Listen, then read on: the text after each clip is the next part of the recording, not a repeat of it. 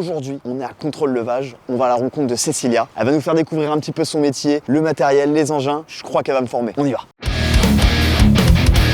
Cécilia, bonjour. Enchanté, Ronan. Ah, on se tutoie, hein, Cécilia. Et on se fait la bise. Hein. Ça va?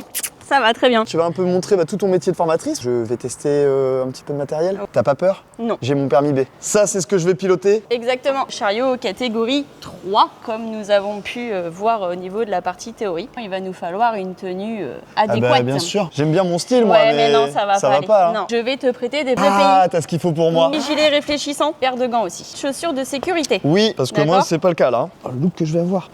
Je suis prêt là. Donc là, j'imagine, on fait quoi avant de commencer? Il va falloir qu'on contrôle les documents. On en a plusieurs à contrôler. Le carnet de maintenance, une notice d'utilisation en français, oui, c'est mieux. Hein. On a aussi tout ce qui est déclaration de conformité CE. Et là, ici, nous avons un numéro de série. Donc on va regarder les 3 ou 4 derniers chiffres. Là, moi, sur mon document, ça se termine par 823. On est bon, Cécilia, 823. On est bon.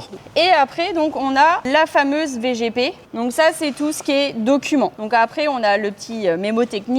Mais c'est les 4 étapes qu'on a à faire. Donc le D, c'est pour les documents. Okay. Après, le A, c'est toute la partie adéquation. Donc la partie adéquation, c'est déjà principalement qu'est-ce que tu peux faire avec ton chariot, les charges que tu peux porter, etc.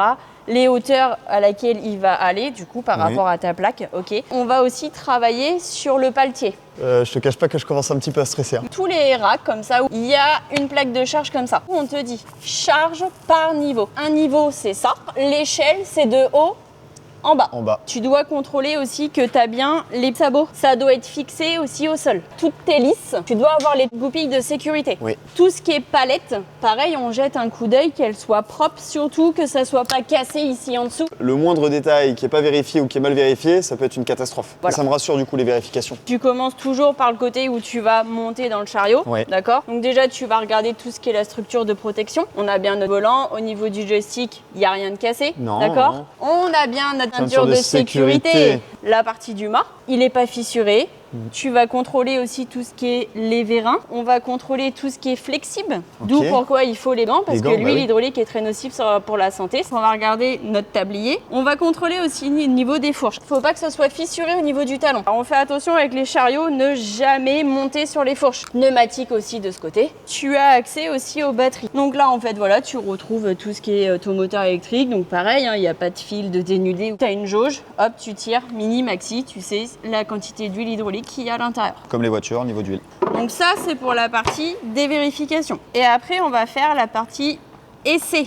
Donc déjà, je te confie du coup la clé. Tu peux régler donc ton siège, ceinture de sécurité. Bien sûr, ça c'est super important. S'il te plaît. Je te laisse tourner la clé pour le contact. Ça y est. Ah, on n'a pas de contact. Et parce que du coup, tu as ton arrêt d'urgence, là, le petit bouton rouge sur ton côté là. Ok. Tac. Et voilà. Gyrophare. Donc là, c'est le gyrophare. Donc on va l'enclencher, s'il te plaît. Donc là, hop. Vas-y, tu peux appuyer dessus. Du coup, si tu tires vers toi, ça monte. T'as vu, ça lève au niveau des fourches. Donc là, si tu fais dans l'autre sens, ça va redescendre. Sur la fin, généralement, il faut ralentir le pas pour pas ça, abîmer la machine. pour éviter que ça tape. Ouais, voilà, c'est ça. T'as un klaxon aussi à tester. Oui, je rêve de le tester depuis tout à l'heure. Je vois le dessin, j'ai qu'une envie, c'est de le faire. Là, si tu veux, tu vas déclencher ton frein à main. Et là, du coup, tu vas tester, donc ta marche avant, marche arrière. Donc avec ton petit inverseur, qui est là. J'ai pas besoin d'appuyer sur le frein. Si je mets marche avant, ok, ça part pas. Tu verras, et là, j'avance tranquillement alors. Je vais tranquille. Hein.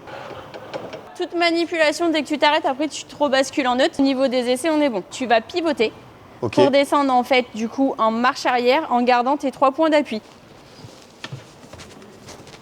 Voilà, parfait. Cécilia, merci, je te rends les clés. Partie Dave, documentation, adéquation, vérification, essai, terminé. On se retrouve pour le côté pratique, où je vais devoir un petit peu me concentrer. À bientôt. Merci à toi. Bon courage.